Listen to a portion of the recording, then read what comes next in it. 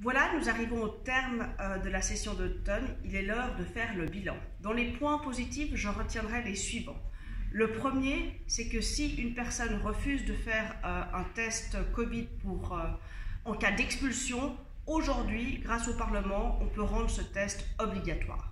Le deuxième point, c'est que si une personne qui est en situation illégale, par exemple en Suisse, et qu'elle refuse de donner son identité, eh bien, nous pourrons maintenant vérifier des données dans son téléphone portable. Le troisième point positif, c'est pour tous nos agriculteurs, je dirais, et la consommation locale. Aujourd'hui, les produits qui seront importés, comme le lait, le pain, devront avoir l'origine très claire d'où viennent les produits.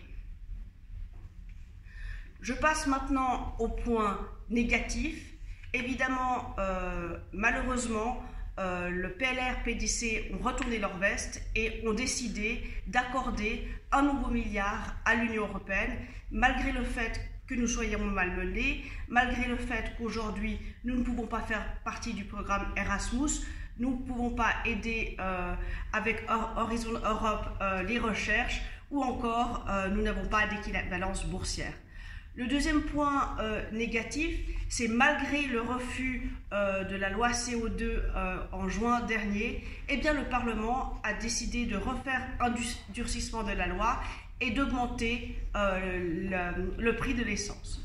Le troisième point, qui est bien évidemment aussi dramatique, c'est que le Parlement s'est opposé à une surveillance accrue de l'islam radical et de l'origine des fonds qui viennent pour financer les mosquées en Suisse.